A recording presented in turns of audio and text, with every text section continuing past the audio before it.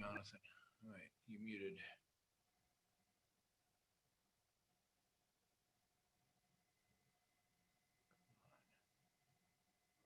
Mute Jonathan. All right, you muted.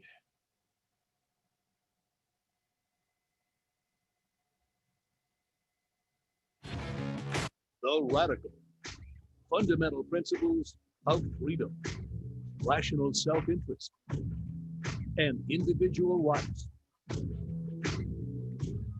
This is the Yaron Brook Show. All right, welcome everybody to the Yaron Brook Show. This is Thursday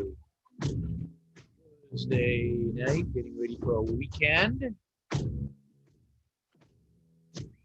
And we've got our Q&A show today. So we've got a bunch of our few people here live to ask questions. We've got our super chat, people on YouTube. We've got Wanda Freeman says almost 140,000 likes, not likes, views on the Lex interview. That's pretty cool.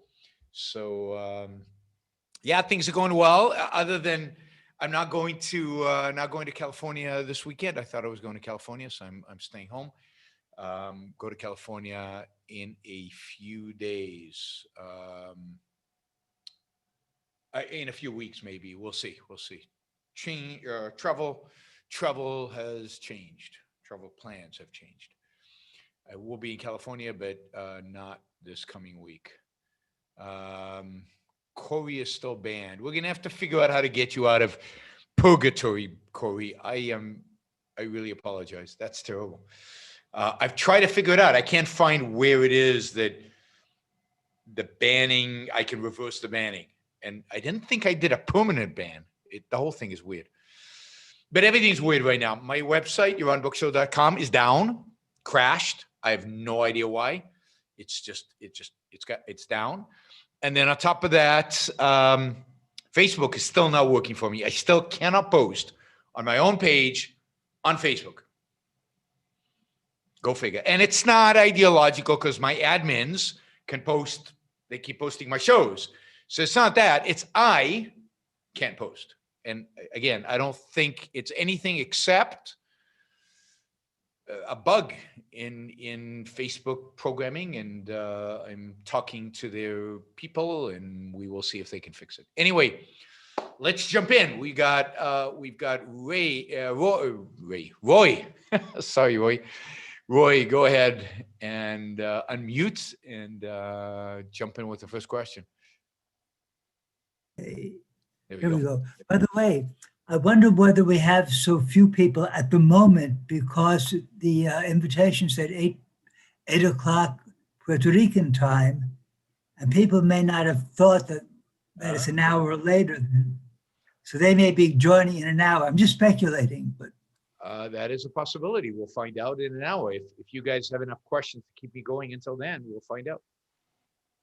Okay. So my first question is COVID related. Yesterday or possibly today, the head of the Robert Koch Institute in Germany, which tracks COVID, et cetera, and it's usually the source that's quoted, came out and said that, and he was citing the number of new cases statistics, and he said it's still very high, it's still a serious concern, and he commented that the partial lockdown that they, or partial re-lockdown that they instituted at the beginning of November has helped, and that pissed me off. And it's not just that the government has no business mandating a lockdown. Yep. It's just this flies in the face. In my mind, I'm interested in what you'll have to say. In my mind, it flies in the face of common sense. The figure that should be looked at most particularly when even considering whether lockdown makes any sense, aside from whether the government should mandate it or not, is number of increased deaths. Yep. As a result of COVID. And the number of studies have shown that lockdown does not materially affect that. It does, and it's sort of obvious that yes, if you lock everything down, you'll have fewer cases, but that's a no-brainer. So, and even in this country, as we all know, and in other countries in Europe, they're either implementing lockdown or considering lockdowns. And whenever I hear them mention number of cases, I say, stop it. I'm just screaming at the television. Stop it. That's not the factor. Yep. So could you say something? Yes, I mean, it's interesting because just before the show, I saw a news flash from California, and California is implementing a curfew. So now there's a curfew in California from 10 p.m. on, I guess, until 5 or 6 in the morning.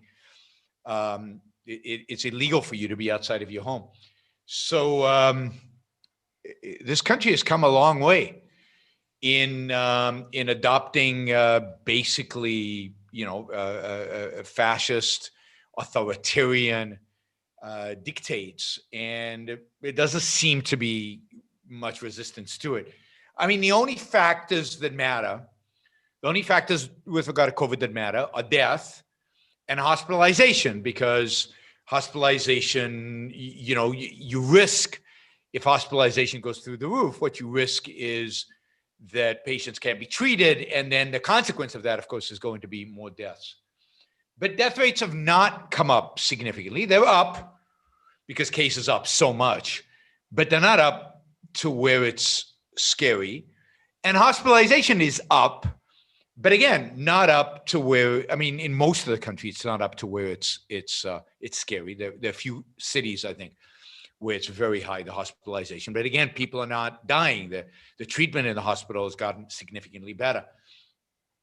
But governments now, look, we saw this from March. The politicians in the West don't know how to deal with it. They don't know how to mobilize to handle it.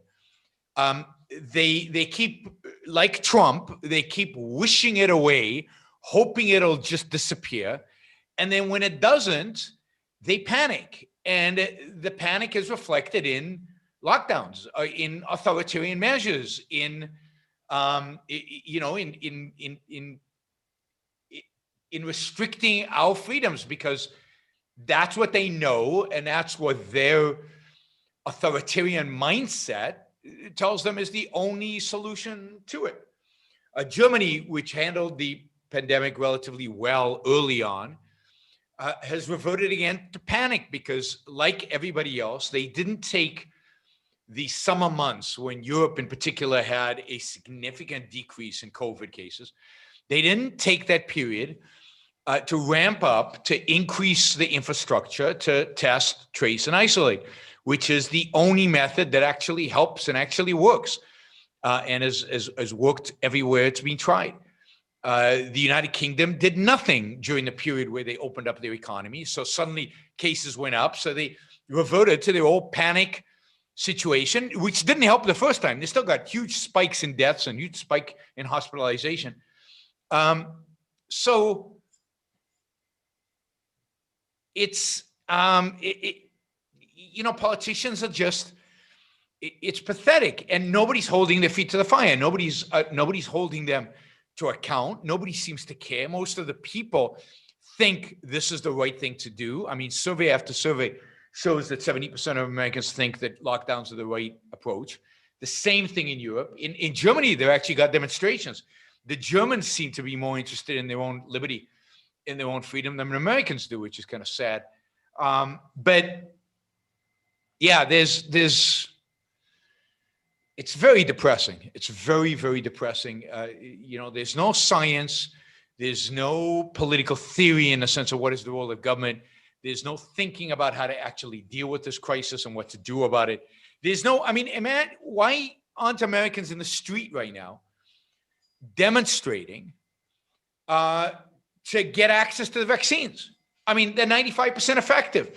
They have no side effects, at least in the short run. And yet the FDA, maybe Pfizer and Moderna will apply for emergency use this week. Then the FDA will have to review it for 2 weeks. Then its committee will have to meet for 2 weeks to make a decision.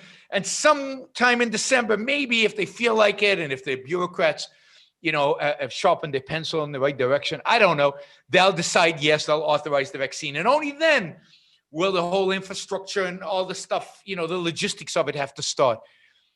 I mean, why aren't Americans saying the FDA is killing us? We need the vaccines right now. Stop this. You guys are killing us, whether you're killing us literally, as some people are dying from COVID, or you're killing our economy, you're killing our jobs, you're killing our businesses, you're killing us economically. Why isn't everybody up in arms? And the fact that they're not is unbelievably depressing, more than what the politicians are doing, because the politicians will do what they can get away with, and the politicians will do what they think the polls suggest the people want. And so if the people demand a vaccine, and the vaccine is the FDA. The FDA reports the Department of Human Services. The Department of Human Services reports the president. So this isn't just a Democrat-Republican thing. And we're seeing curfews and shutdowns in Ohio, in Iowa, in places that have Republican governors. So it's power. It's a lack of any government governing principles. It's a country of sheep that are fearful and therefore willing to roll over. The more affluent are working at home, so they're not effective. The poor people feel, alienated from the system, and they don't know what to fight for. And why not just sit at home and wait for a stimulus check, hopefully, to come up? I mean, that's the only discussion right now. The only thing people are upset about is not that they're shutting down the economy. The only thing people are upset about is, when is Congress going to get around to writing us checks? When are we going to get stimulus number 2? The world will never be the same, and the world will never be the same for the worst. I mean, the last show I did was in a Great Reset. A Great Reset is coming. I don't think it's quite the reset that the elites want, but a big reset is coming, because authoritarianism is on the march. It's on the move. People are quiescent to it. They don't mind it. They're ready for it. As long as the government can print money and set it to them, they'll accept anything. So it's a very, very, very depressing situation, which we should all be taking very seriously. I have just one sickening statistic. Yep. Before the show, I did some research, just a little bit. The number of deaths per million population in Germany since the beginning of COVID, in Germany is 161 per million. In the United States is 762. Yep. That's a sickening difference. 762 times what Germany has. Wow. Well, 762 per million. Yeah. And in Germany it's 161 per million. 161 per million. So 61 to 762, 10x. 161 to 762. Yeah. So, okay. So 6x, sorry. Wow. Yes. Yeah. It's very depressing. All right, Nick, do you have a more positive discussion topic? Nick, we got to unmute you. You got to unmute. Yeah. Okay, there you go. Yeah. All right, so I got a question. I asked you the other day if you thought the Republican Party would split, and you didn't think so. And I've got a different opinion. I see it as a train wreck ready to happen, especially with Trump, in the control. He's got a scorched earth policy in terms of his both his presidency and should he run, he'll be 78 years old in 2024. He doesn't get his way. There's going to be a big fight between the Romney, Haley, Paul Ryan, Charlie Sykes branch of the Republican Party and him. And you can't, it's a square and a circle. They don't fit. So what I'm saying is, if he doesn't get his way, he's going to run as a third party. There's no question he'll run as a third party candidate. And that's interesting. I hadn't thought of that. I mean, if he runs as a third party, then that would effectively split the Republican Party. It would guarantee, I think, the Democrats win for a long time. because I don't know what kind of coalition kind of the more traditional Republicans can put together that allows them to beat a Democrat. Although Trump will take votes from a Democratic candidate, he'll primarily take them from a Republican candidate. So that I don't think that sounds very reasonable to me as a hypothesis.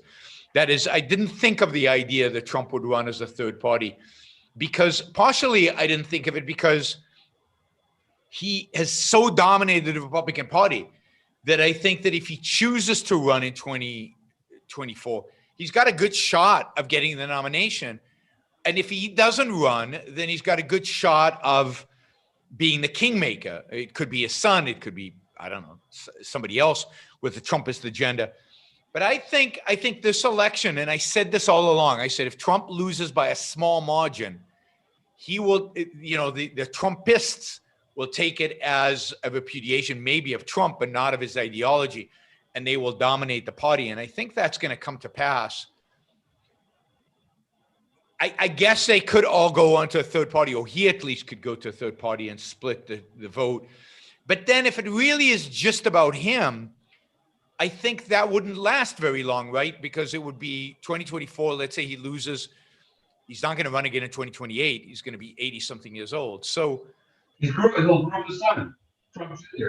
What's that? Say that again. He'll groom his son. He'll groom his son. Yeah, I think that's the plan. I mean, I think that's a reasonable assumption. He's got the money to form a third party in a sense, and to get registered in all the states like Ross Perot did, and he could do it. I don't think he would win. No question he'll do it. There's no question. Okay. I mean, he could be the Republican nominee, or he could be the guy who chooses the Republican nominee. The wild part is he's got a bunch of lawsuits that are pending, and he's going to have to fight them all off. Who knows what, there's going to, who knows what skeletons he has in the closet, right? So that might derail his eternal ambitions. The other thing that could be interesting is if Biden was smart, then what Biden would do is pardon Trump, because one possibility is that Trump goes to jail in the next 4 years. He's probably going to be indicted by a grand jury in New York. But if Biden pardons him, then Biden guarantees the split in the Republican Party and guarantees victory for the Democrats for the foreseeable future. So it could be a Biden strategy to pardon Trump. But see, once the squad and all the rest of the hard left, they want their pound of flesh with Trump. They'll be screaming murder. Yeah. You're breaking up a little bit, Nick. So I'm sometimes having a hard time hearing you. I got the mic closer to my. Is that better? Say something. Is that better? Yeah, that's definitely better when you raise your voice a little bit. Okay. I think the connection's not great. All right, Okay. Thanks, Nick. No problem. All right, Jonathan. Oh, you got to unmute. Thank you, Yaron. And your episode the other day on the Great Reset with, I don't know, Klaus was quite chilling. And you made a comment in there that had me thinking in terms of this goal of cooperation, global cooperation. And you had one word as a way to solve it, and that was trade. You stressed how it's voluntary, it's cooperative, it's beneficial, it's win-win. But you also mentioned how even the dairy farmer at the leadership of the Rockies said, well, what about the tariffs? So my question is, he was suspicious, as I understood it. So my question is, how can we begin to rebuild trust in global free trade? Do we stress the self-interested part? Do we stress the material wealth created? I know we don't think in aggregate, but it's also true that it does create an aggregate benefit. So how is the best way to kind of start to rebuild trust in global international trade? Oh, wow. That's a big question. I think that, all of the things you said are true. I've made the case that trade with China in particular over the last, 30, 40 years is probably the single most important contributor to economic growth or to the improvement in quality and standard of living of Americans than any other factor. Now, that is very difficult to prove because economics doesn't know exactly how to measure economic well-being and doesn't know how to measure, the full impact of these things. But I'm pretty convinced it's true, given the value of the win-win relationships that involved in trade. So I think that the way to do it is the first point you make. And I think this is what we need to do generally in economics. We need to personalize it a lot more. We need to individualize it a lot more. We need to focus on the individual benefits people get. I mean, one of the things I tried to explain to the dairy farmer, I don't know that I succeeded, was I said, look, it's absolutely true that if we reduce tariffs on Canadian milk, you would probably lose your business. But you would be living in a world in which everything else was cheaper to you. The number of opportunities, particularly if we freed up other things as well, would be far greater for you. And arguably, yours and your children's certainly standard of living, quality of life would actually over time improve. Now, it's hard to make that case to the steelworker who loses his job, to the dairy farmer who loses his business. But that is the reality. The reality is that freedom does make anybody who's willing to work, anybody who's willing to engage in productive activity better off. And I think we need to figure out tactics to communicate that, to make it real to them how that works, so that they can afford to have the courage, they can understand having the courage to get up and oppose tariffs in spite of the fact that it hurts them in the short run. It's very, I don't blame the common person, the person who just lost his job in a steel mill or the dairy farmer somewhere. I don't blame them for having the views that they do. At the end of the day, they've been told their entire life that, the economy is driven by government policy, that American jobs is what's important, that they've never been taught that trade is win-win. They've never been taught the values of capitalism. They don't know. I mean, Ayn Rand makes this point in one of her essays in Capitalism, the Unknown Ideal. The average person doesn't know. And the intellectuals who are responsible for communicating with them have given them all the wrong ideas about economics. So the average person is really ignorant. And they've been promised things and they feel alienated. And the messaging has to be around liberty and around freedom and around their ability to determine their own fate and about taking personal responsibility and them deciding who to trade or not to trade with. And then a broader educational effort around the virtues of capitalism, which they don't understand, not just the morality of capitalism, but also the economic virtues of capitalism. They need that because nobody is doing that. I mean, there's a lot of free market economists out there, but they seem to be silent. I mean, how many free market economists have you heard really be out there during COVID? I've heard almost no voices. I mean, I go looking for them on their blogs, and on their blogs, they might say some really valuable things. But in terms of a presence in the culture, they're not there. And even during the trade stuff, one of my complaints was, where are all the economists? We all know this is wrong. Every single economist out there knows this is wrong. And that the economists were silent. The Wall Street Journal once in a while ran a moderately pro-free trade op-ed. So we need to get much louder about the economic benefits of free trade and of capitalism more broadly. And we need to point out the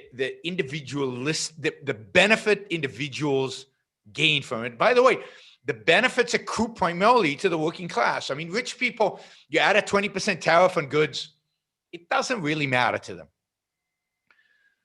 But you add 20% of tariffs on goods of the stuff that poor people buy, which is a lot of what's imported, it lowers their standard quality of life by 20%. So these are things we have to talk about and you do a great job at Fox, but you're a lone voice.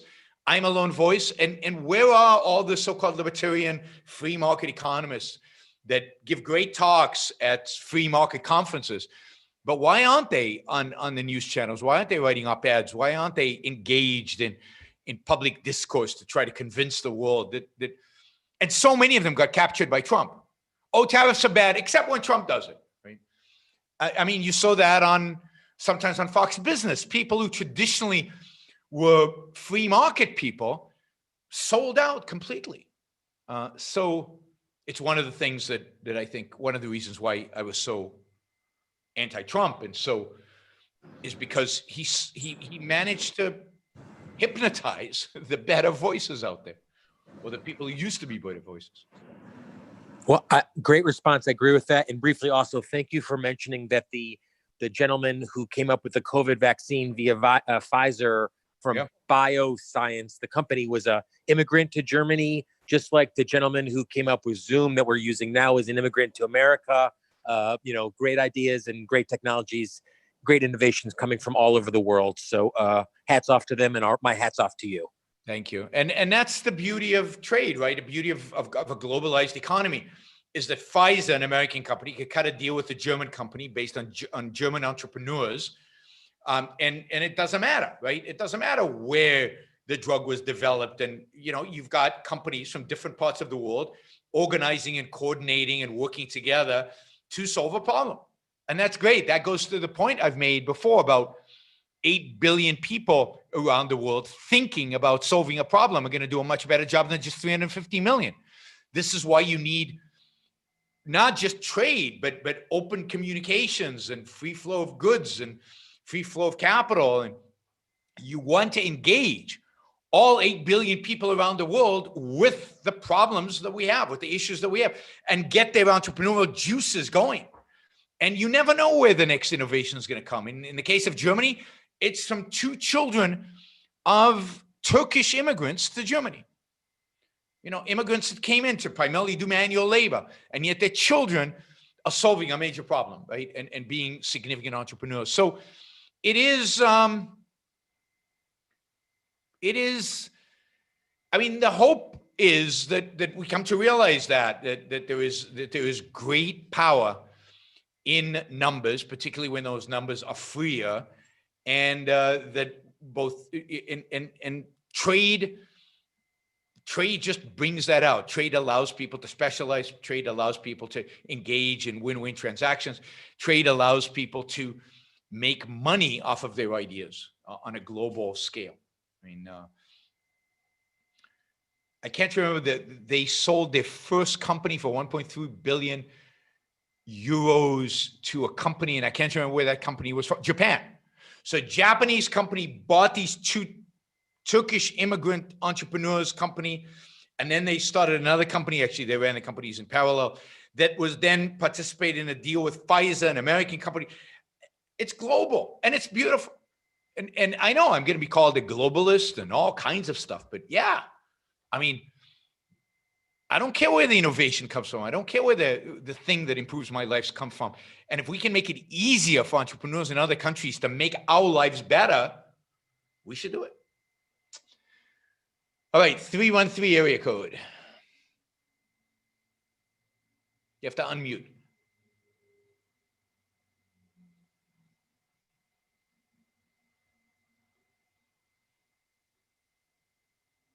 You there, 313?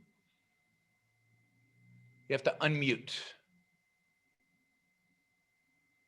All right, I'm going to go to George for now. George. Hey, Yaron. Roy, just to your opening point, I learned 45 minutes ago that Puerto Rico does not observe daylight savings time. So you're not alone on that one.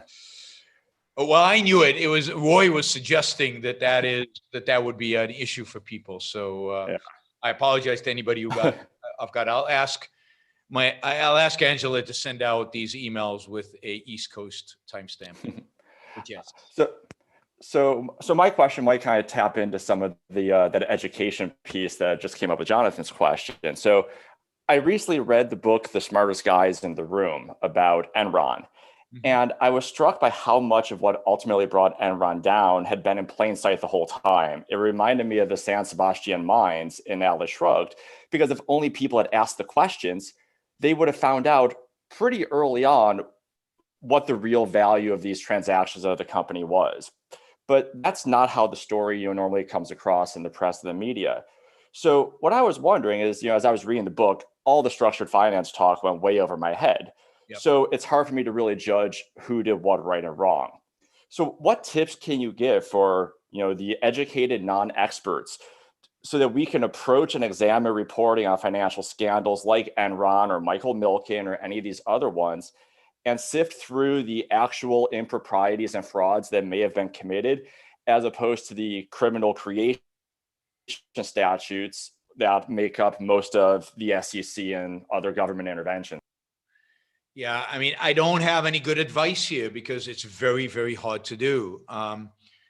And the problem is, and I have not read The Smartest Guys in the Room, but the point is that it's hard to know if you can trust the people writing the books about these things. So for example, on Michael Milken, I only know one book that's good. And there are probably 10 books that are terrible, right? On actually describing what happened and understanding what happened, understanding what the consequences were and so on.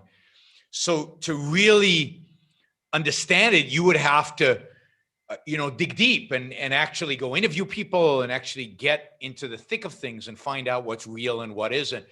Because you cannot trust the SEC and you cannot trust the criminal prosecution wing of the Justice Department when it comes to financial crimes, because they've been wrong so many times that you don't know. I mean, I'll tell you, somebody at the Institute, I won't mention names because I don't know that he still stand by this, in the days after Enron, went actually and interviewed a bunch of the people at Enron, including, I forget the guy's name, I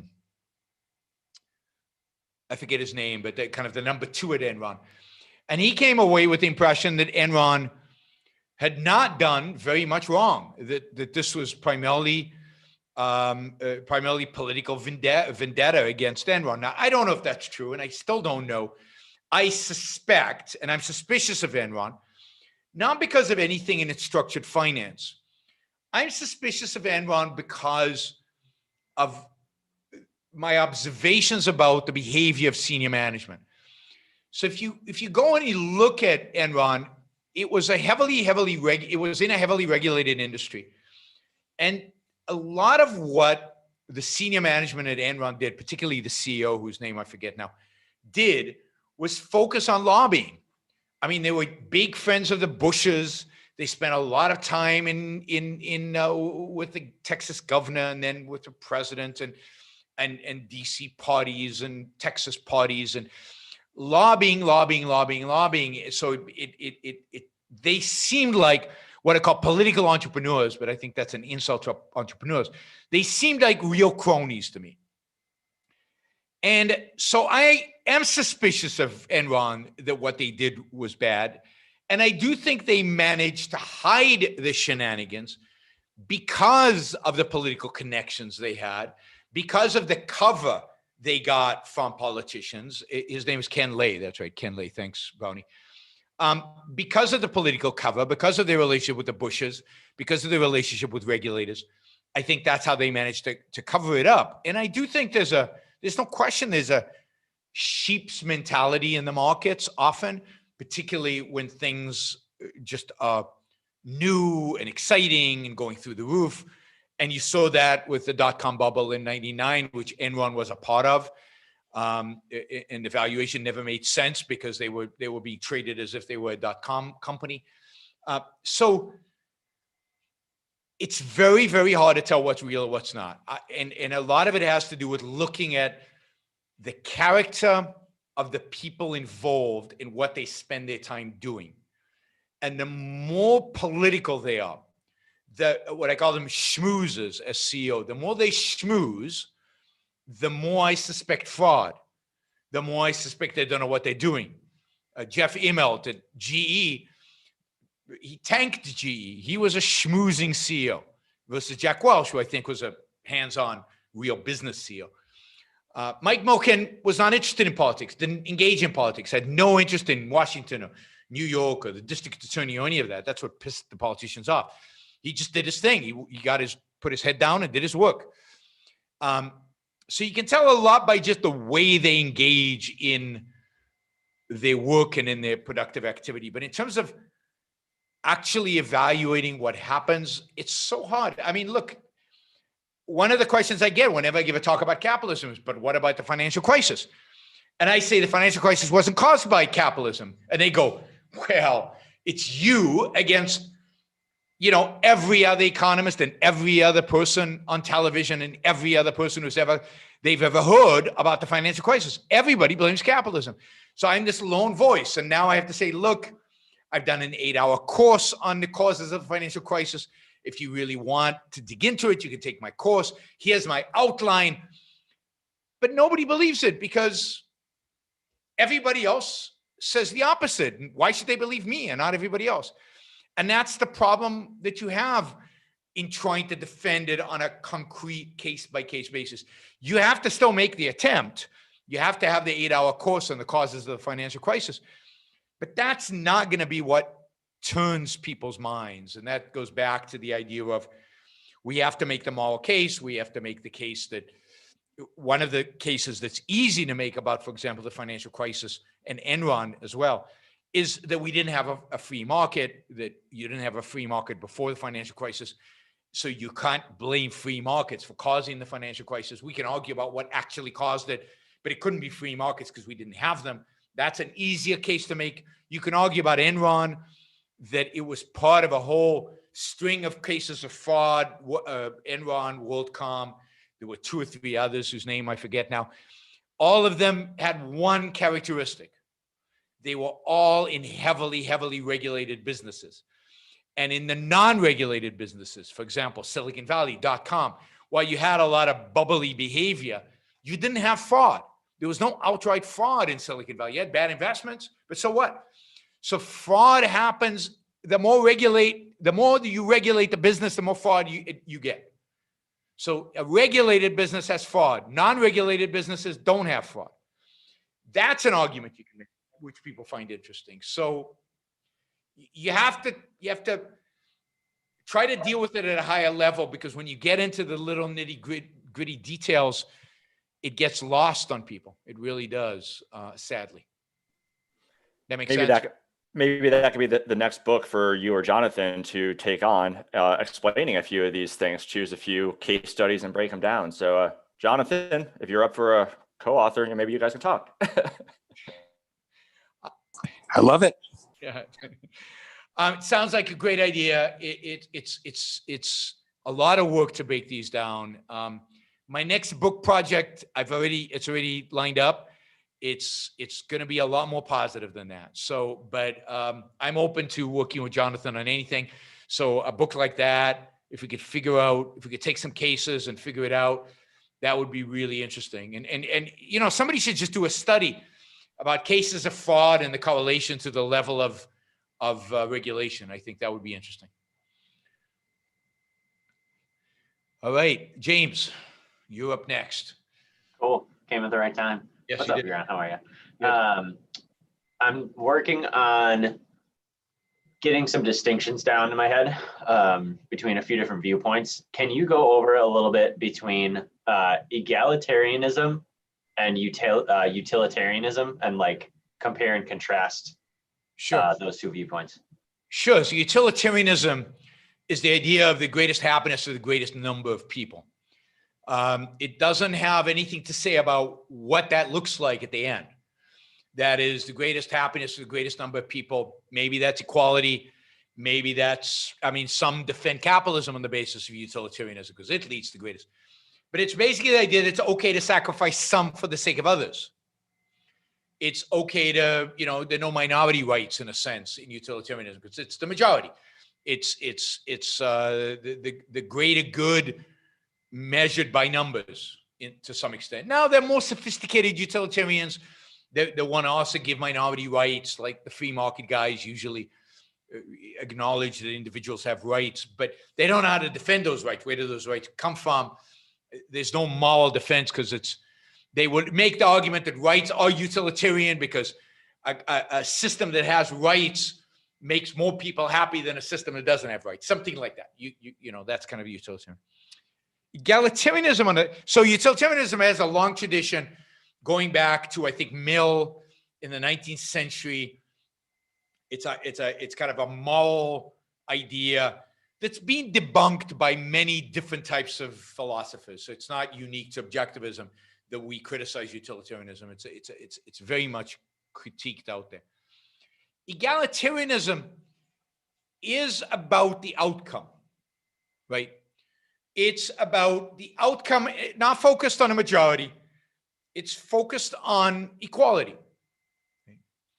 Now, different egalitarians have different views on what equality means and how you get equality. But the idea is that we all have some form of equality of outcome at the end. And how we get there, whatever it takes, right? So, you know, in a sense, there's a similarity. If you equate equality with happiness or good, then, you know, it's if you have to sacrifice some people in order to attain equality, then so be it. So there's a sense in which it can be utilitarian.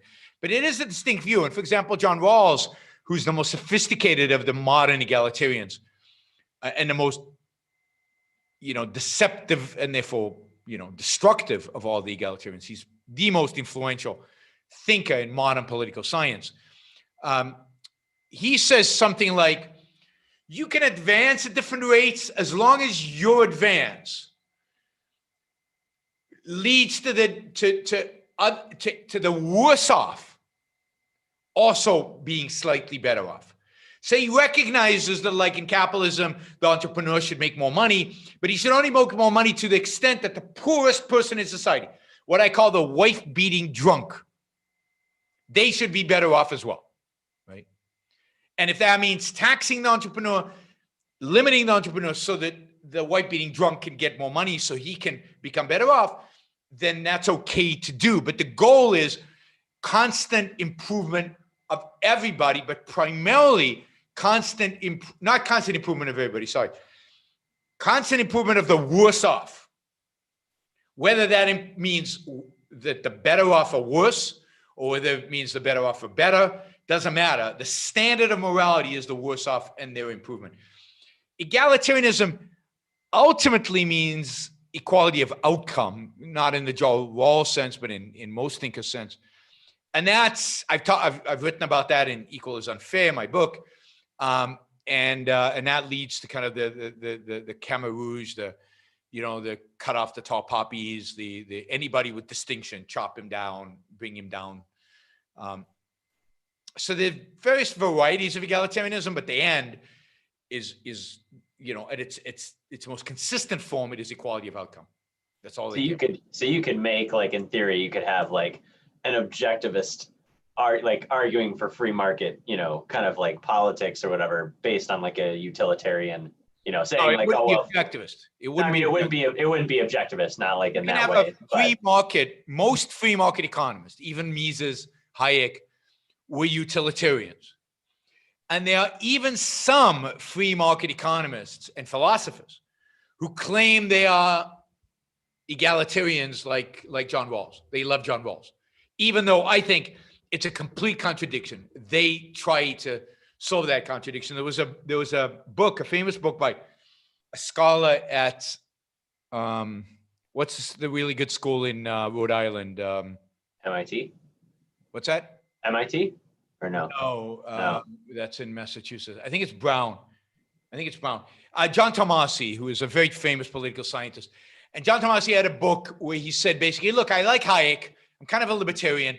I like Hayek, but I really like John Rawls too. I like this idea of egalitarianism. So I'm going to write a book where I show you how I'm going to make them work together. I'm going to make you see that libertarianism and egalitarianism work together. And it was painful, torturous to read the book and see him kind of trying to figure this out. And it was hopeless. But, you know, he did it. You know, he wrote the book, and he was praised to the hilt for it. All the libertarians, you know, loved it and came out and brought him to speak and paid him a lot of money and everything. No, being conventional is very lucrative. You know, I don't make as much money because I'm not conventional. If I wanted to make a lot of money, I'd be conventional. Cool. Awesome. Thank you. Sure. All right. Yeah, there's a little blood here. I cut myself. I don't know how, but I cut myself. I promise nobody hit me. I was not in a bar brawl. I wasn't in a fight at home. It's shaving or something, although I use a machine. So I don't know how it happened, but it did. And it is. And I didn't put makeup on it because I figured, yeah, you don't watch this because I'm pretty. All right, Jason has a question. Put a lot of money behind it, so he gets first dibs. I would love to be Howard Rourke, but I have a cushy government job with a pension. What should I do? If we had more freedom, I would return to the private sector, but given how controlled business is today, it seems smarter to keep my secure government job and watch the world burn. I don't know what to do with. What am I going to do with you, Jason? Let's hope you don't sit there and watch the world burn. Partially by supporting the Yaron Brook Show, you are helping prevent the world from burning. But look, it's your values. You're going to have to decide, right? Is the cushy government job interesting, stimulating? Does it push you? Does it engage you? Does it get your juices flowing? Or is it just 8, 9, 10 hours of just a job? Boring, just gets done, and you got the cushy pension, right? Now, you only live once. I keep saying this, but I know I keep saying this, and I know it's kind of cliche and boring, but it's true. Every day, you don't push yourself. Every day, you don't do something exciting. Every day, you don't do something interesting. Every day, you're bored. Every day, you're uninterested. Every day, you're just there. Is a day you never get back. And it's one day closer to being dead. So if you do your cushy job and it gives you money to go out and do exciting things after work, and you've got a full life and you're doing great things afterwards, you've got a great hobby, whatever, right? Then fine. Maybe that is the best outcome in the mixed, horrible world in which we live. But you have to make that evaluation. I can't do it for you. You have to make that evaluation given your life, given your values, given what you do in life. My point is this: don't waste your life. Don't get to the point where you're 75 years old and you look back and you go, shit, what did I do? Ooh, did I swear? Sorry. What did I do? Where did it all go? What happened? You know, how did I get to be 75 and didn't do all the things I dreamt about doing? How did I get to be 75 and I didn't get to be Howard Rourke when I really wanted to be Howard Rourke? How did I get to be 75 and I didn't, pursue my passions? Don't let that happen to you. Whatever age you are now, don't let it happen to you. Live fully, completely. Given the circumstances, I recognize you have to take the context into account. So I'm not saying leave your job tomorrow. Take everything into account and everything that's possible into account. And then make an evaluation of, is this the best I could be doing in the world we live in today with my life? And you have to make that decision. I can just guide you in, that's the perspective to take. Right? And it's hard perspective to take because it's hard to take risks. It's hard to change. It's hard to imagine the future, a different future. But that's the job of thinking. That's what being rational means. That's what being independent means. It means the hard work involved in thinking about your life. That's what it means to be an egoist. That's what Ayn Rand's ethics boils down to, about the hard work, thinking about how to live the best life you can live for you.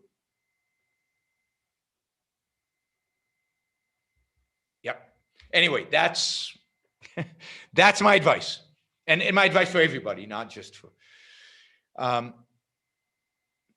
And the pension, hopefully the pension is transportable. Hopefully you can get something out of it. Hopefully it's not just all lost. But, you know, and if you're young, beware of government jobs because they're very difficult to leave because they entice you and they seduce you and right now the government is paying more than the private sector for some jobs.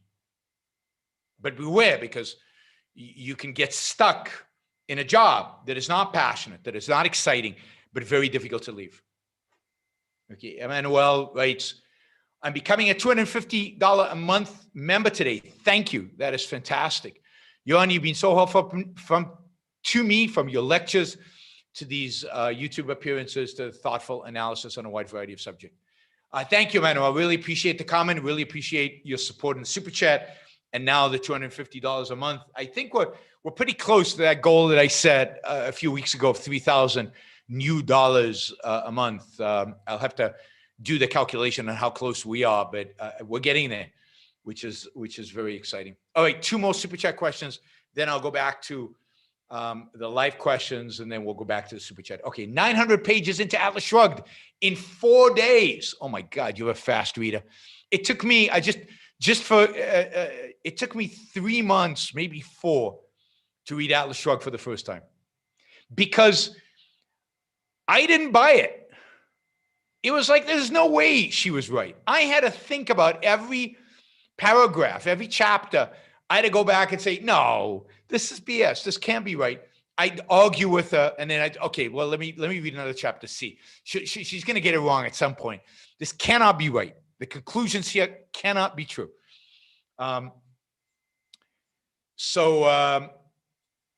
Yeah, we keep, it took me a long time, so I'm impressed by 4 days. That's amazing. Let me just say, Emmanuel, I know you're going on the site to try to do it. My website is down right now. I don't know why my website is down, but it is down right now. So you might want to try tomorrow or the next day. But it crashed earlier today, and I know they're trying to resurrect it and bring it back to life, but it's down. So you might not want to do it today and wait a little bit. All right. So continuing with this, first time reader of Atlas Shrugged, the chapter where they sent the coal train or the train into the Taggart Tunnel was very powerful and illustrative. Yes, it was. Yes, it was. I mean, Ayn Rand was accused of sending those people into the gas chambers by Whittaker Chambers in the National Review of that. William F. Buckley endorsed that one. So that scene, she was viewed as being this monster because of that scene. But you're absolutely right. It explains the cursive effects on the ability to reason and the indifference to human life. Absolutely. And if only more people understood that. If only more people understood that. So that's great. Welcome to the world of Atlas Shrugged. Your life will never actually be the same. And I'm actually jealous for I wish I could read Atlas Shrugged for the first time. All right. I was a lot more pessimistic about the future a few months ago. But watching you become more and more mainstream is an amazing sight. Wherever I become more mainstream, I hope you're right. It gives me a lot more hope. I think 2021 will be your Joe Rogan year. Yeah, that would be good. Joe Rogan year. Maybe with the mainstream, you mean the Lex Friedman, but of course I've already done Ben Shapiro and Dave Rubin. So I don't know if I've become more mainstream in the last few months. We're definitely building a nice base of support here. It's when we get into the 100,000s, then we'll know we really made it. And there's a long way to go until we get there. But we're chipping away. And as I've said often, what keeps me going, why I stay optimistic, is it's one mind at a time. It's one mind at a time. And you see here, somebody reading Atlas Shrugged for the first time, and that's the one mind at a time. That one person is now hooked. He's going to join, and embrace the movement, and he's going to change his life and embrace these ideas. And that's what we need, one mind at a time. And I know I'm not going to see the political implementation of these ideas in my lifetime, but If I see it growing like this, like it is growing, and I think it is growing, then I'll be happy. All right, let's go back to our live caller, Hunter. Hunter, thank you for the contribution. Really appreciate it. All right, Roy. By the way, I hate daylight saving time. And what really gripes me is that the United States perversely does not go on and off at the same time as Europe. Just a few weeks on either end, different. Why? But I think it's a dumb idea. Coordinate across the entire world would be globalist, and you would immediately be accused of being for one world government and written off. I want to eliminate it anyhow. The EU was considering eliminating it. I don't know where they stand on that. Good luck to them on that. I hope so. It would be nice if it was eliminated and gone for good. The idea of changing the clocks on us just seems like and then what it does to airline schedules, it's just stupid. So anyhow, that doesn't count as a question. A short while ago, one of the viewers had a comment about preferring you on when you're being interviewed or on radio. Yep. And he thinks you'd have more viewers if you had the sort of the even tone that you take on radio instead of the passion and this different sound volumes. So I have some thoughts on that. I think you stand when you do this broadcast, right? You're standing? I do, I'm standing. Okay. And that gives us like a podium dynamic. So that, yeah, so therefore it's almost, you're inclined unconsciously, subconsciously to deliver. You see what I do? I just did a gesture. I delivered. I moved closer to the screen. Sure. Okay. Whereas on Lex's show, which was great. I mean, heap praise on him and on you, but that's, you were sitting. Yep. Sitting just relaxes, and so you're not as inclined to orate. That's one thing. Also on Lex's show, there was a microphone somewhere, but it was not in sight. Whereas here, I see you going to the microphone, back and forth to the microphone. So there you couldn't, if it was from the ceiling, you're not going to just sort of rise up and down. So that's another thought. And there was one other observation, when you're doing a live lecture and it's a Q&A, there's one question at a time. When you're doing this, the one of us at a time is asking you a question or making a comment. But in general, on your show, you have the chat. Now, I almost never look at a chat on any video, any show I'm watching. Of course, who are these people? That's not my reason for watching. And a lot of the comments are dumb. Sure. You do get very good questions, and you get some dumb ones. But you're just being barraged with them. Yep. And I think a sort of that, particularly when one of them is less than brilliant, and it's the same person making the same stupid comment after a while, it would make my blood boil. And it would, but I know that's an intrinsic part of the show, and you're always paying attention to it. So that's another, in effect, a distraction, even if it's an intrinsic part of the show. And so those are my three observations. So I think that's all correct. I mean, the big difference, I think, is that in an interview, particularly if it's face-to-face, it's a conversation. And, I get passionate in those conversations, but it's just a different dynamic. It's got a different, pacing to it. It's got a different rhythm to it, and the energy level is different. And here I'm often speaking for 40 minutes straight, right? Or 90 minutes straight. And that is harder for me to do sitting down. biologically, whatever, right? To talk straight for half an hour to 40 minutes for an hour, sitting down is harder than it is standing up. And it's partially because I'm used to speaking standing up because I'm a teacher, lecturer, so on. But it also depends on what kind of show I want, right? So I could do a show where I'm sitting, it's relaxed. I talk like this. We have a conversation. I'm not convinced when I talk like this, I have anything really interesting to say. My subconscious is just not there in the same way. Now, if you were sitting across from me, Roy, as you have, right? We've had dinner together. We can engage in very lively conversation. And even though I'm sitting and relaxed and everything, the conversation is good. But to sit opposite a microphone or a computer screen with nobody on the other side and just talk to people without, I guess I'm not motivated, or it's not gonna flow quite the same. Also, if you look at the great talk radio people, the people who've been very successful in talk radio, whether it's Rush or Mark Levin or any of these guys, they yell. Part of the shtick. They get passionate, they get excited,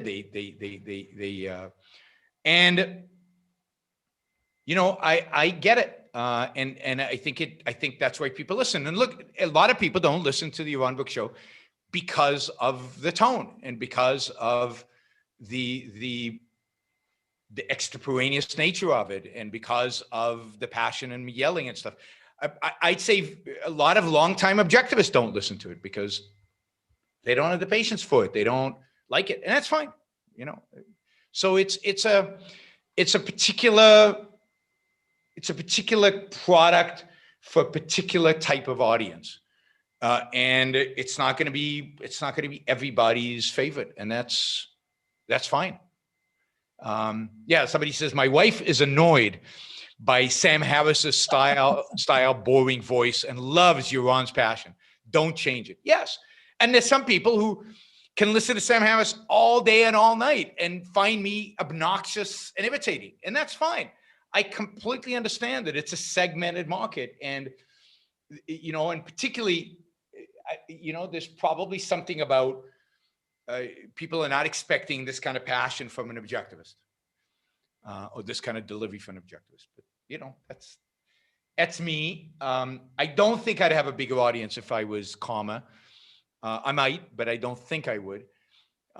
We could test that out. This person who berates me about this constantly is willing to bet me that I would have a significant larger audience. But I don't know if they will try that. And the reason I stand is because I stand all day. I have adopted the standing desk routine because I've got a very bad back. I've had a very bad back for decades. So I try not to sit a lot. And when I do sit, I sit in a zero gravity chair, and that would be weird to do a show in a zero gravity chair. I'd fall asleep. You guys would fall asleep. It would be really so.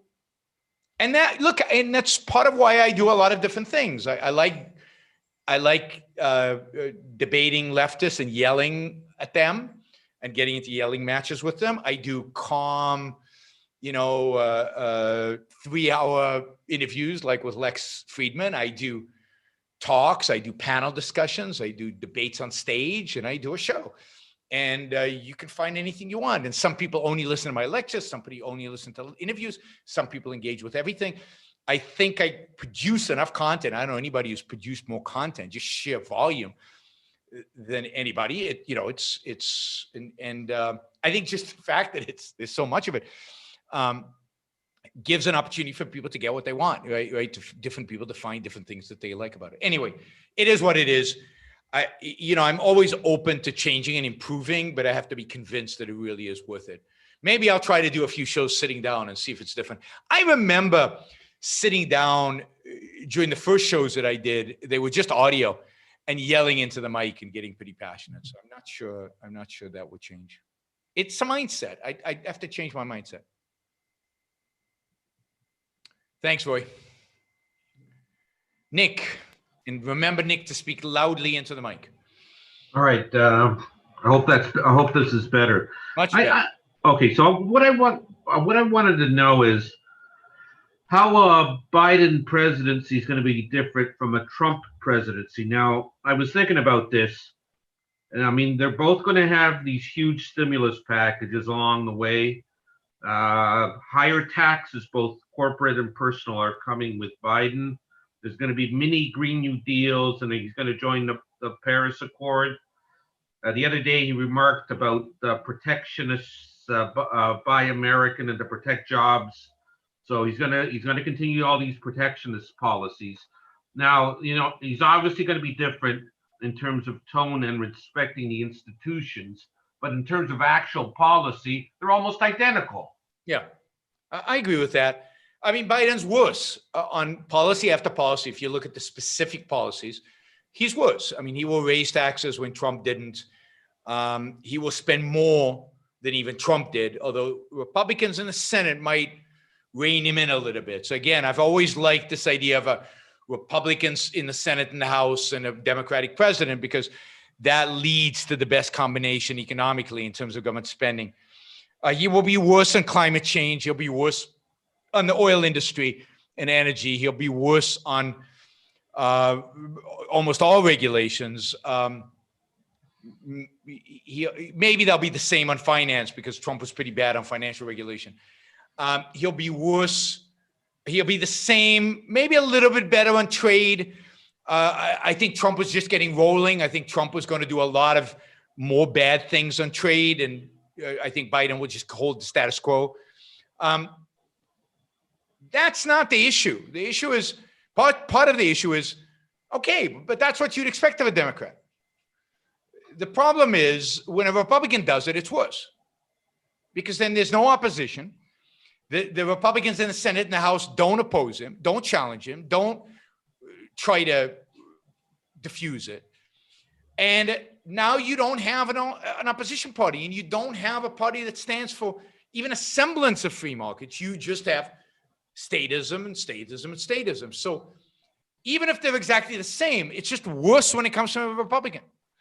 But I agree with you. I don't think it's going to be that different in terms of actual policies.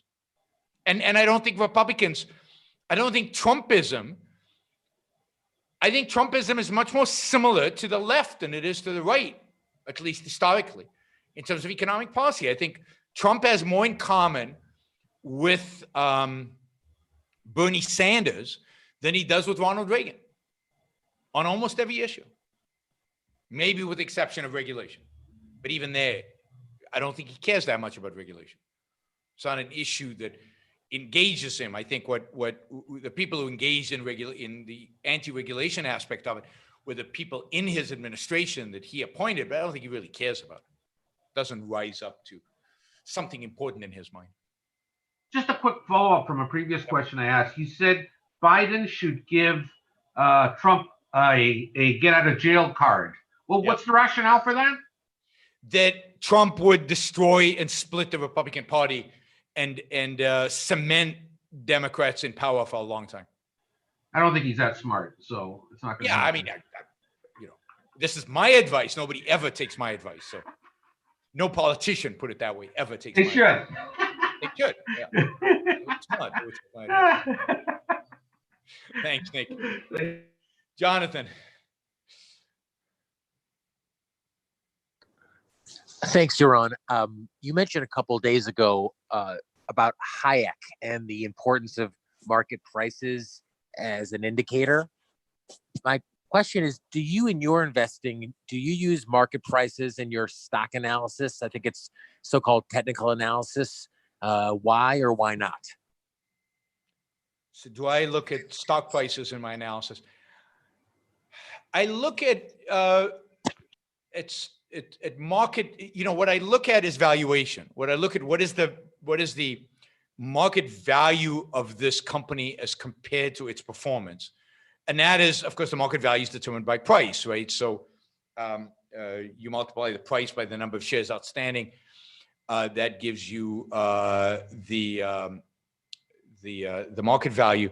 And I look at that relative to, I don't know, earnings, or relative to book value, or that is, what is the marketing valuing these assets? I think that's really important.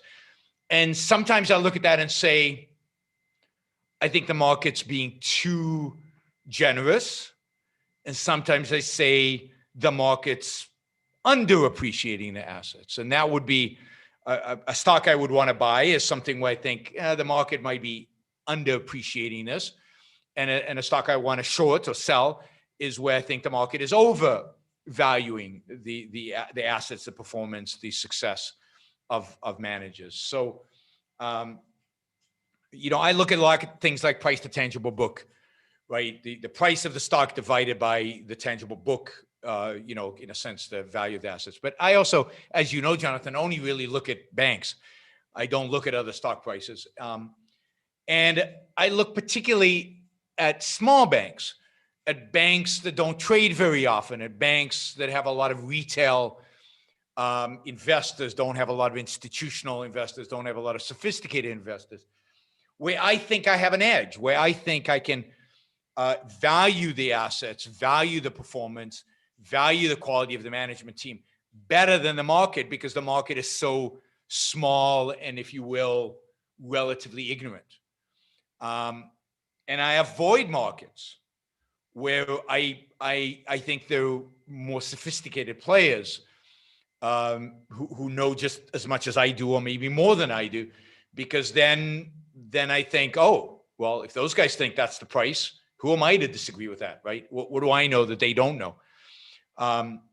So I'm looking at markets where the marginal investor is not incredibly sophisticated, if that makes sense. The marginal investor is the investor that determines the price at the end, right? I'm looking for places where that investor is not particularly sophisticated. That's where I have an edge as an investor. But does that answer the question, Jonathan? Absolutely. Thank you very much. Sure. George. A few months ago, Yaron, you analyzed a video by a guy named Emmanuel, who does a show on YouTube or a podcast called Uncomfortable Conversations with a Black Man. Yep. Now, last month, Acho was at a conference and he made the following comments. He said, "I'm glad sports are down and I'm a sports guy. There's a presidential election going on. There's a pandemic going on. And I'm like, bravo, because at least that shows me that we have our priorities right in this country." Now, this is something that hits me in several ways, in part because I work in the sports industry. And so I hear and I see this all the time where, LeBron James is tagging himself as more than an athlete. Teams and leagues say they're bigger than sports. They're the things that really matter. And, I look at sports, I think Terrence Smith says it best. It's an arena for admiration. And if ever we needed an arena for admiration, it's now when we have a pandemic and a presidential election between two imbeciles.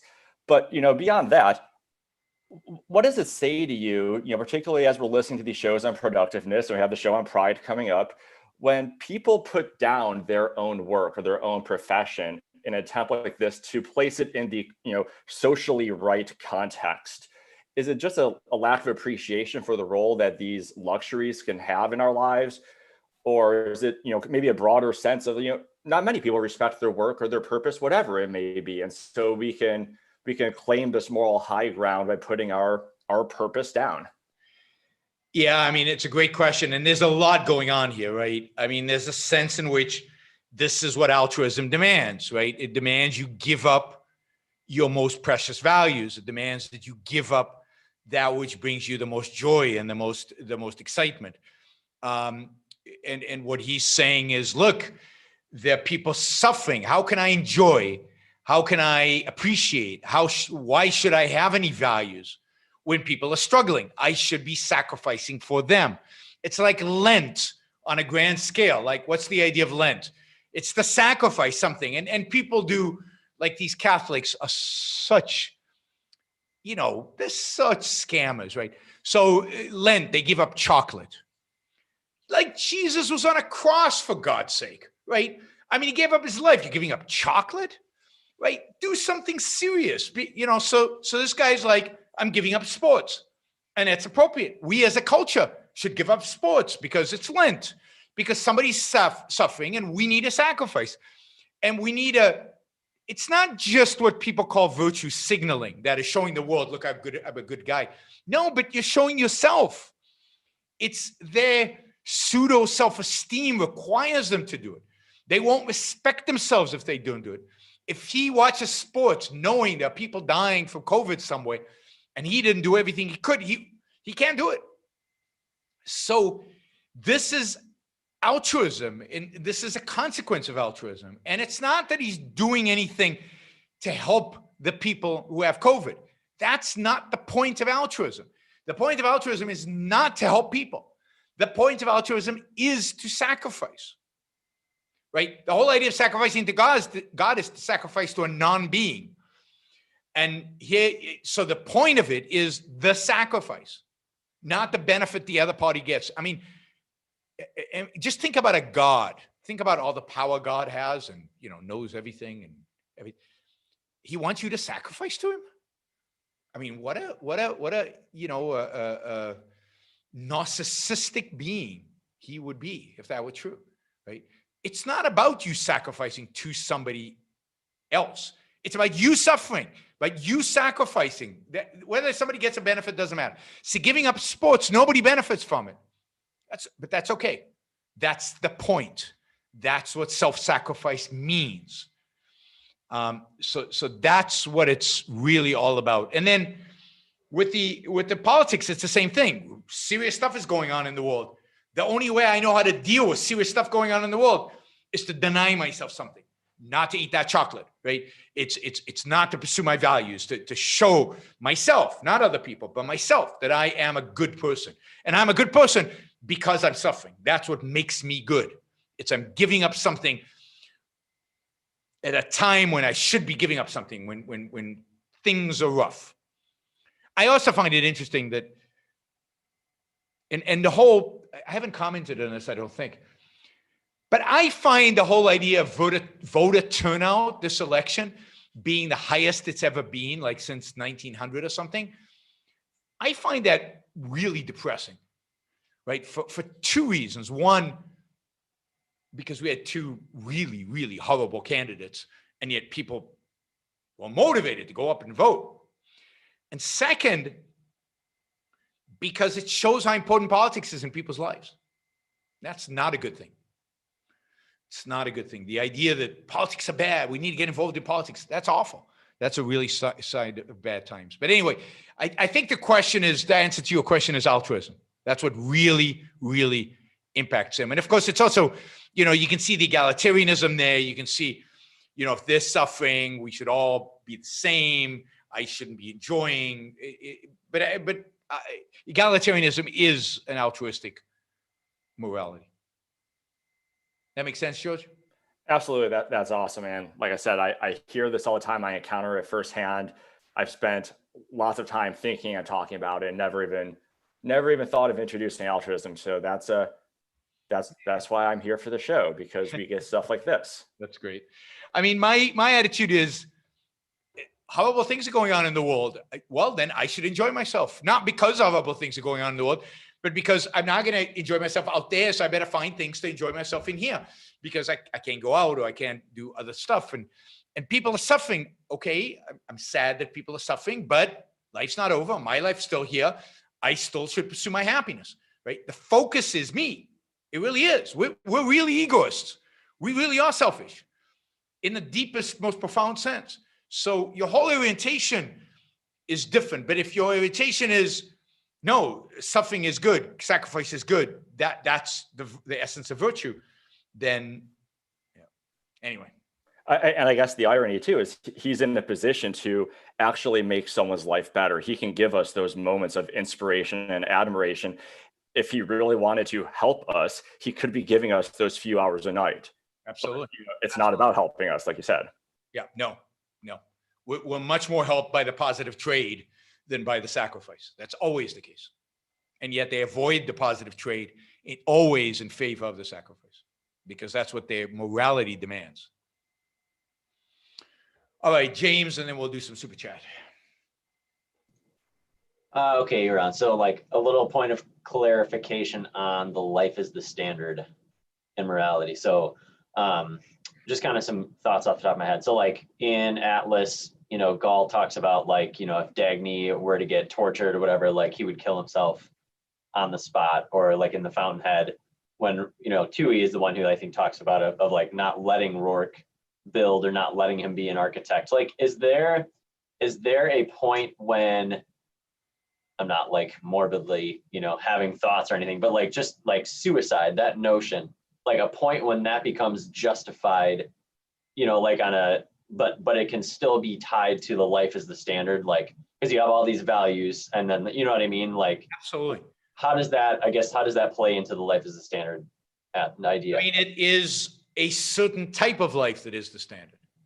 Life qua human being is the life of the standard. Life qua man. And if you can't live life as a human being, then because you can't pursue your values, or because your highest value in the case of Dagny is dead or dying or whatever, then, or you're in a concentration camp, then absolutely suicide is a legitimate option, right? And it's within the life as a standard. Life qua man is not possible to me. So, a world that kills Dagny is not a world I want to live in, is basically what John Galt is saying. It's a world in which I can never pursue my values, and a world which has destroyed the highest value that I have. I don't want to live in that world. So if to that someone would say, like, well, but you should still, like, there's other values that are still available, even if that one is gone or whatever, like, how is that because you can't make that judgment because that's like a personal judgment? Yes. Kind of, you can't make that for someone else. You know what I mean? I make that for somebody else. And I mean, think of a love that is so passionate that you really cannot see, once you've experienced it, you cannot return to a life without it. That a life without it would lack meaning, would lack purpose. And you couldn't live life. And again, it's not that she just died. I don't think Rourke would say she got cancer and she died, I'd commit suicide. But to live in a world that killed her, that tortured her and killed her. I mean, what do you do in a world like that? My guess is that John Galt destroys a world like that. He doesn't commit suicide, but he becomes, the pirates. Like a Ragnar kind of character. Yeah, they go crush it, right? But it's not a world you can live in the full sense of the world. And if you can't live, then just living as a physical being is not the standard. And you're willing to give it up. So it's not about survival as just cells. It's about survival qua man. Right. And that kind of brings in like the whole metaphysical versus the man-made distinction of like what you can control versus what you can't control, and like that whole thing. Yes, his attitude would be very different if it was, she was killed by an accident versus if she's killed by the system, the Sure. world in which we live. Sure. Cool. Thank you. Sure. All right, let's see. Corey, anyway, my question, would the concept subjective be a stolen concept when used by a subjectivist? I mean, what would they distinguish subjective from? Well, what they really distinguish subjective from is intrinsic, because they don't have the concept of objective. Almost nobody does. So would it be a stolen concept if they used it? I don't think so, because they're still getting it right in the sense that the concept refers to their emotions and their whims and their consciousness rather than reality. So I think the concept is still real and legit. Maybe a question to ask a philosopher when I have one on next time to see if I got that right. All right. Let's see. We've just got a $50 question, so we'll take that first. Have the good times the West has enjoyed over the last century created complacency? Many people I know don't seem to know how good they have it and embrace ideas that are eroding individual rights, which they have always been integral to human flourishing. Yes.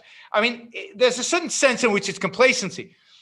There's a certain sense in which life is too comfortable for people to be willing to be challenged by controversial, radical ideas, right? It's much easier to listen to Jordan Peterson, who's not challenging you only at the margin, who's challenging you within the framework of conventionality, within the framework where you don't have to be, challenge everything that is known. Because when life is comfortable, then it's easy to be lazy intellectually. It's easy to succumb to the conventional. So I do think there's complacency. And you're absolutely right.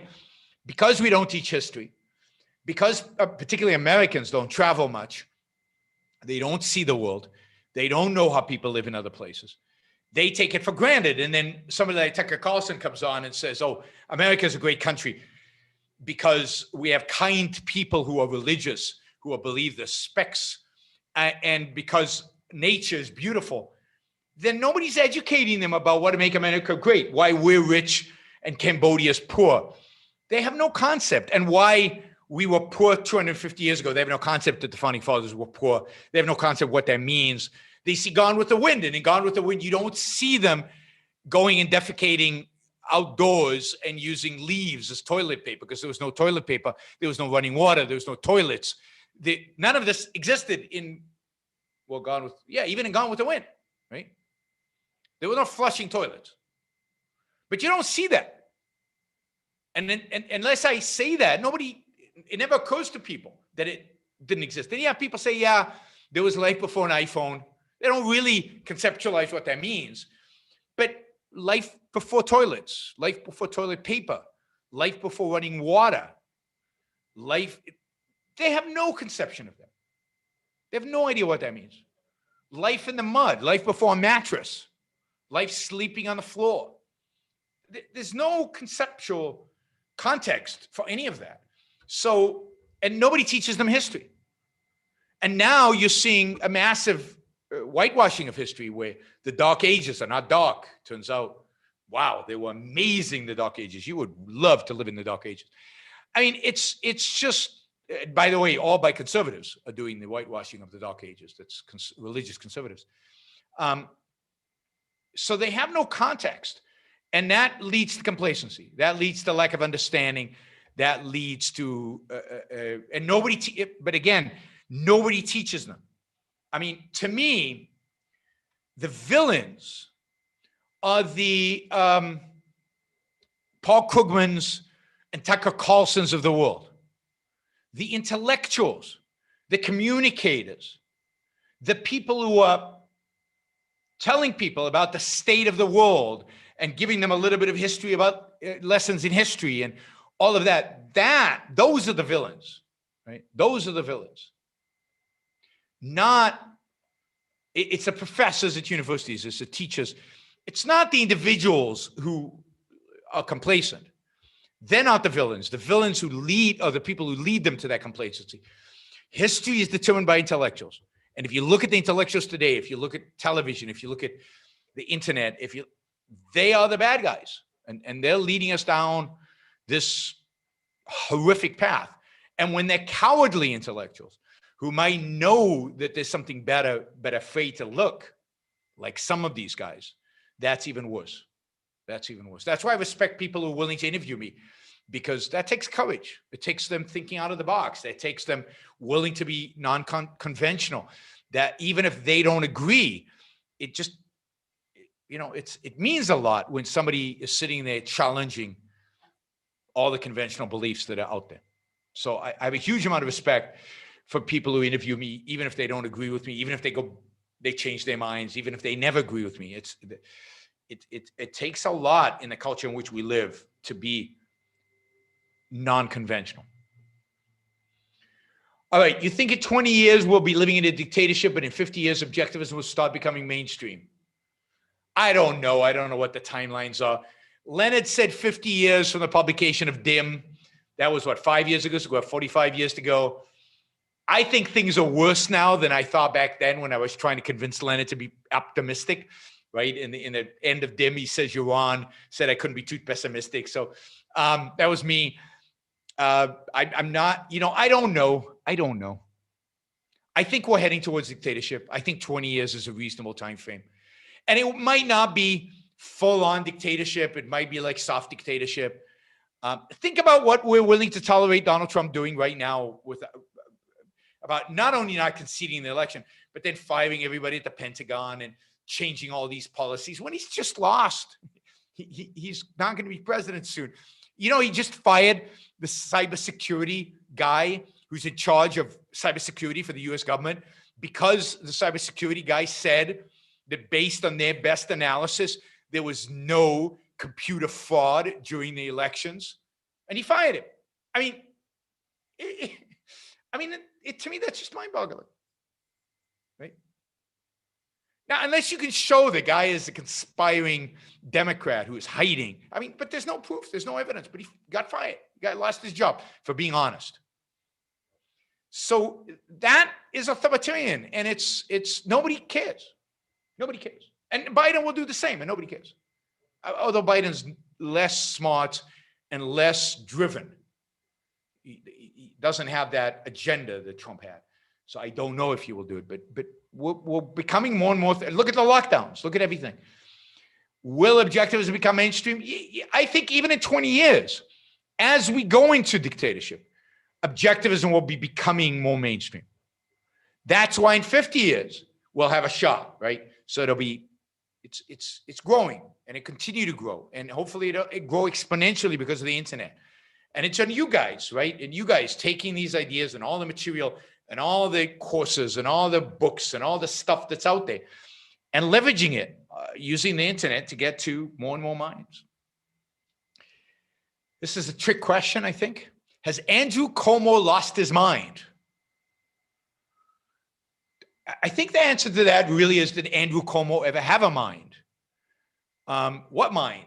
I mean, the guy's a power-lusting nothing, a zero, a manipulative, this little nothing. And yeah, he's COVID has challenged him, has fed into his power fetish, has allowed him to take the spotlight, has also shown him to be the weak, pathetic leader that he really is. You know, the deaths of so many seniors on his hands. I mean, literally, the blood is on his hands because he sent them sent sick people back to these care facilities. Yeah, I mean, the guy is a power-lusting nutcase, and the longer COVID goes on, the worse he will get. And of course, you know, Trump knows how to push his buttons. And part of what drives him nuts is Trump. So, you know, Trump is very good at pushing people's buttons. He's very, very good at it. I think epistemology is far more important than ethics. If people know how to think and integrate facts, egoism won't be hard to convince them of. But we cannot start with ethics. Okay, then go teach epistemology. I mean, that's fine. I don't know what's more important. I don't believe that if people just know how to think well, they will drop their ethics. I think people like John Locke and Thomas Jefferson had a pretty good epistemology and had a lousy ethics. They have to be consistent. They have to learn the consistency matters. Those are ethical. You can't set, in other words, this is my point. You can't separate these things out. There's no ethics without epistemology. And at the end, there's no epistemology without ethics. They have to be motivated. There has to be a value reason for people to think well, to be good thinkers. It's a rationalistic way of thinking to say you have to teach everything in this order. There's no one order. There are lots of orders. And at the end of the day, people are going to have to get epistemology and they're going to have to get ethics. And they're not going to get epistemology until they get some ethics. And they won't get all the ethics until they get epistemology. And it's a spiral, as Leonard Peikoff describes it. Knowledge is a spiral. And they're not going to get the ethics fully until they integrate some politics, which will then spiral them back to epistemology. And so it's not, while knowledge is hierarchical, the way people embrace knowledge, the way people accept knowledge, the way people learn is not hierarchical. And the way you teach is not hierarchical. So, no, I think you can motivate people through ethics to engage in epistemology, which will then increase their understanding of ethics and their understanding. And you can actually even start with politics to get them interested in ethics, which will then get them in epistemology. And you can go attack this from a variety of different angles. You can start in with aesthetics and then get to epistemology through aesthetics. Or you can start in epistemology and go to aesthetics. There's no one path. And that's why I think we need epistemologists, we need ethicists, we need artists, we need teachers, we need all. And by the way, how do you teach epistemology? What is the way to teach epistemology? I think the primary way to teach epistemology is to teach properly math and science.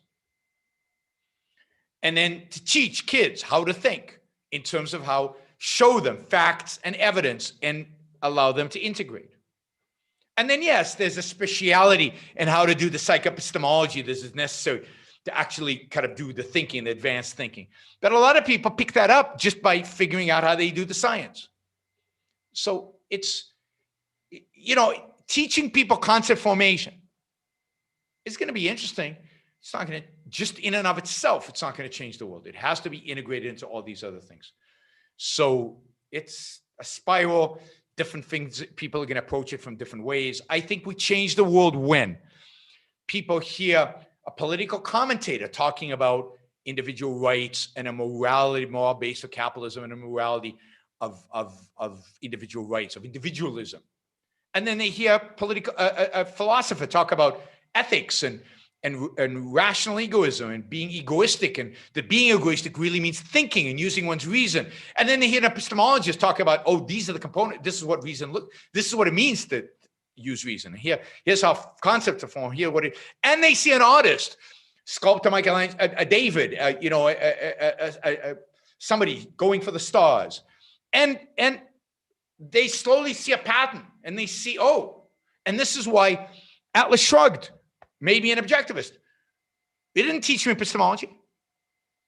It told me a story that,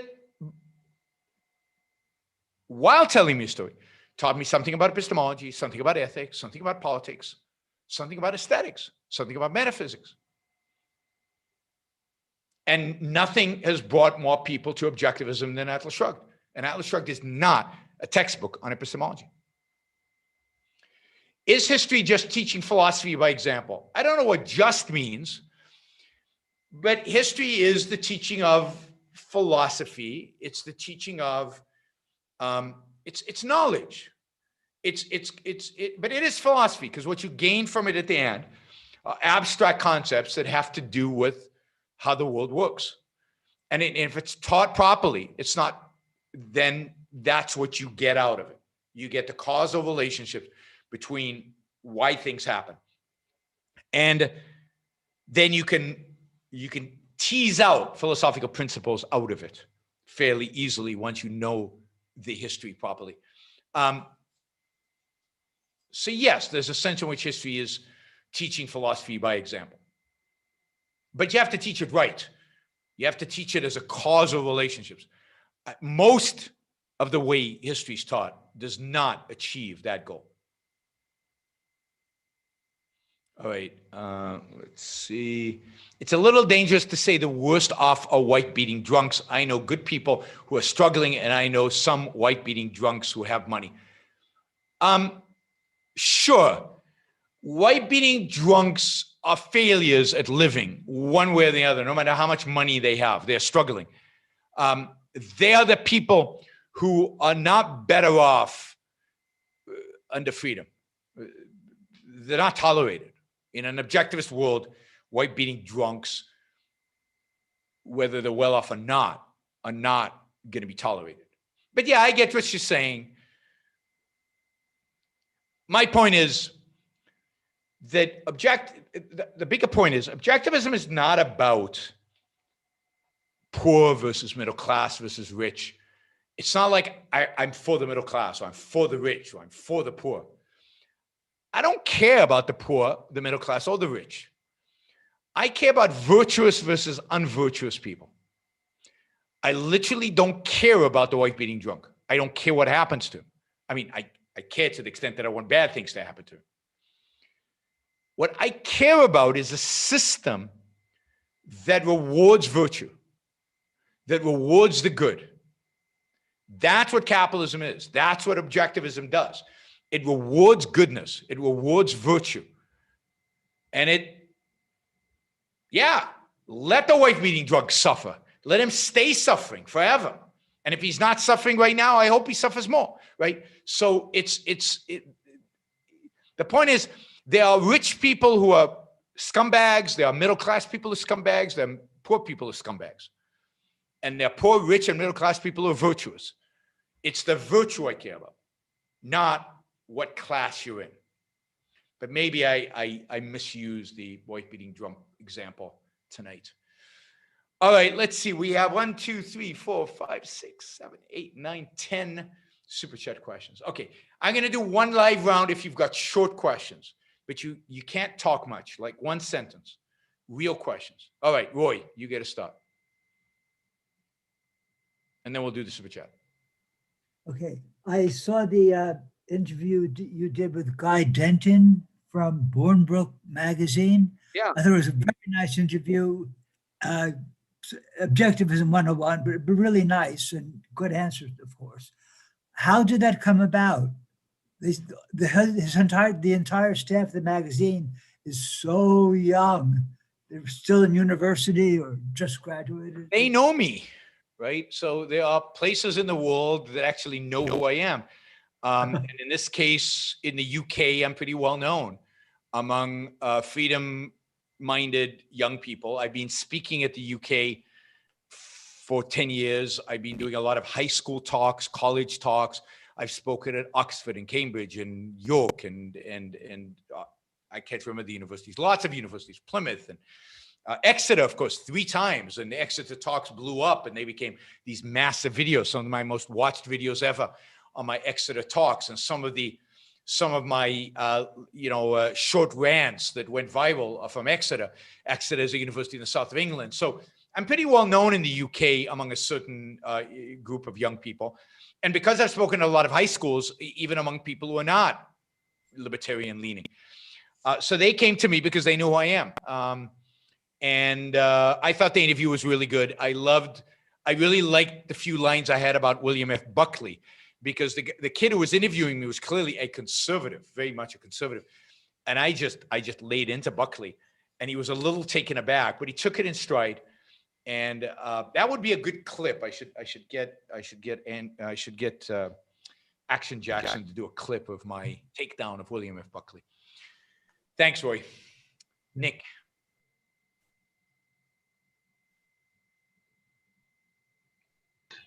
Yeah, you got me? Yeah.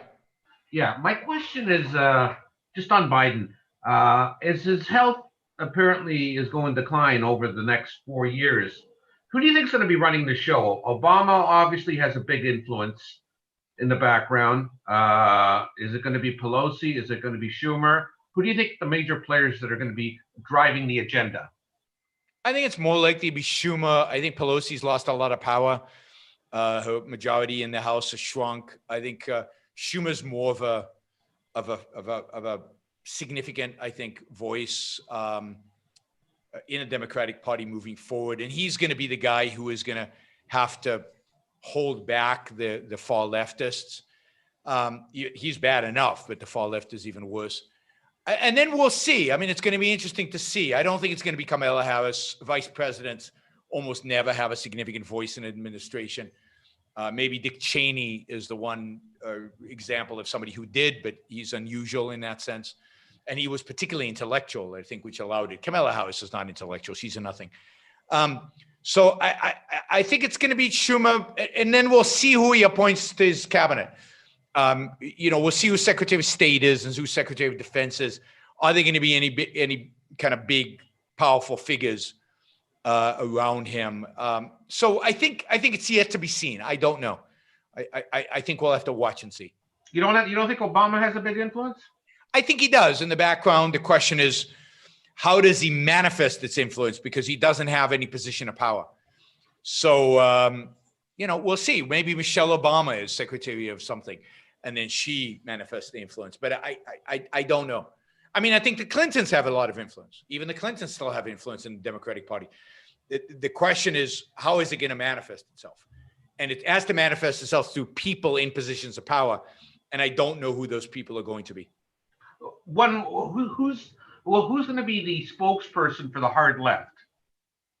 Well, that will continue to be people like AOC. And I don't know in the Senate, it'll be what's his name? Sanders. It'll be Sanders. Well, Sanders is done. I mean, so AOC, yeah, AOC threatened to quit the other day. Good.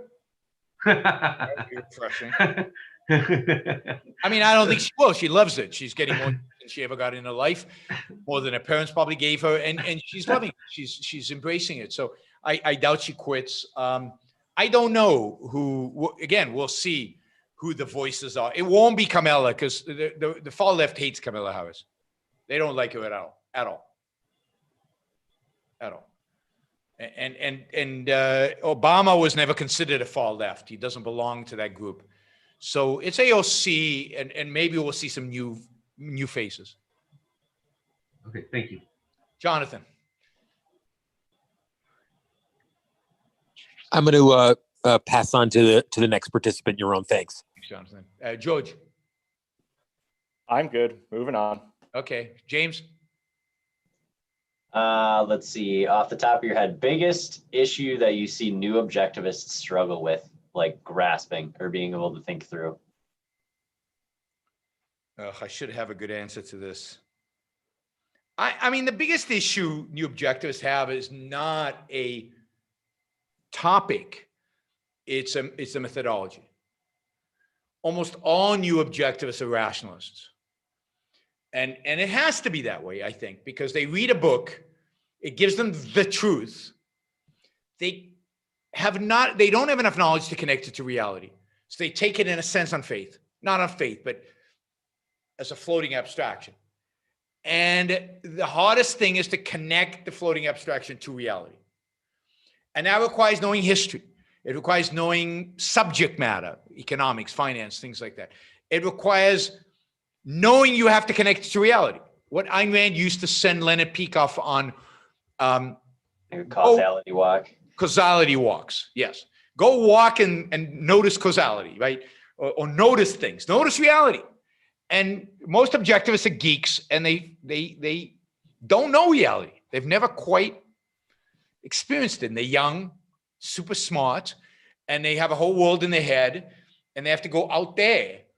And yeah, we all need to take causality walks. We all need to take walks and say, there it is, there's that. And integrate and reduce the reality. And so everybody should take, I said this in last time, everybody should take Understanding Objectivism by Leonard Peikoff. That course is brilliant. And I mean, all this course is brilliant, but that course in particular, I think is good for new objectivists. It deals with the issue of rationalism and how to get over it. And you should take objectivism through induction to get a sense of what the true methodology is, what the real methodology of objectivism is. All right, thanks, James. Cool, thank you. Thanks, guys. Okay, we're gonna do these quick, lower dollar amount super chat questions. Okay, call-in show info wasn't provided in a $25 contributor email this month. I'm not sure, these guys got it, so I'm not sure why you didn't get it. Check with Angela. Why do you fast forward through fight scenes in movies bored and unpleasant? Bored and unpleasant. Mainly bored, and sometimes unpleasant. When they get really gory, I think you find it interesting. I find that just unpleasant. What do I need to see somebody's guts spilling out? I know they're dead. I know it's brutal. I know it's horrible. I just find it boring. So any one of these shows that have a lot of fight scenes, I fast forward through the fight scenes. If you ever want to see one of the greatest fight scenes ever, because it doesn't show any fighting, is Akira Kurosawa's battle in a movie called Kagemusha, which is one of the most beautiful movies ever made, just generally. It's called Kagemusha. It's by Akira Kurosawa, the great Japanese director who made many, many great movies. But the movie shows you no fighting, and yet you get the horror of war completely. And I'm not going to give it away because you have to see it to believe it. But it's so powerful, so powerful. So what's the point? I mean, people are fighting with swords. It used to be cute. Like, it used to be interesting. Okay, they're really good swordsmen. I get it. But when it's 1,000 people and they're all slaughtering each other and blood everywhere, yeah, I get the spectacle. I watch it for 5 minutes and then, enough. What would Rand think of Satanism? She'd think it was horrible. I mean, it's stupid, horrible, copying her, plagiarizing her, not giving her credit, but good that they don't give her credit because, she would think it just silly. And I mean, worse. And she would be a lot more articulate about her dismissal of it than I am. Have you been to Greenfield Village? No. Is that in Detroit? Is that Ford? You're going to have to be more specific when you ask me questions like that. I've been to a lot of places, but I can't remember all the names. I like your energy as I do Peter Schiff's. You show the passion. Sam Harris makes me sleep. Thank you. Yuan, I'm getting into Anne Rice. Ever read her? No, I haven't. I'm not into vampires. I'm not into horror. I hate horror movies. Hate horror movies. I will not watch horror movies. There's a certain malevolence to them that I can't stand. I'm not interested in vampires. I'm certainly not interested in zombies. None of that. I like science fiction, but I don't like horror or zombies or vampires. Yuan, I generally enjoyed when you raise your voice. I've always viewed as an indication of your passion, which is infectious. Thank you. Would you have a discussion with Michael Malice? Maybe. I wouldn't rule it out. Rand said that Chewy wants to destroy independence in order to destroy happiness. Can you explain the connection? Yeah, I mean, you can only be happy standing on your own 2 feet. You can only be happy by thinking for yourself, by being your own person. And the fundamental there is to be happy, you have to choose rational values that fit your life, your values. You can't choose other people's values. So happiness requires that you be independent because it requires you choose values. And it requires you be value-oriented, which means that you focus in on what's truly important to you for your life. That requires independence. Without independence, the values you choose, where are you going to get them? Not from your own mind, that would be independence. From other people, well, other people's values will not lead you to be happy. Think Peter Keating. Peter Keating is the example in the novel of somebody who's not independent, doesn't choose his values, chooses his mother's values, and therefore he's never happy and cannot be happy and will never be happy. Thank you, Ron. My grandparents were dodging bullets and struggling to find food in World War II. I love my life and never take it for granted. That's fantastic. And yeah, you should do that whether your grandparents were dodging bullets or not, right? And all of our grandparents and all of our great-great-great-great-great-grandparents had it harder than we do. No question about that. Even if not many people become objectivists, do you think any society will meet itself halfway? Trump should build a flying saucer and go to Beetlejuice if he wants to get away from prosecutors.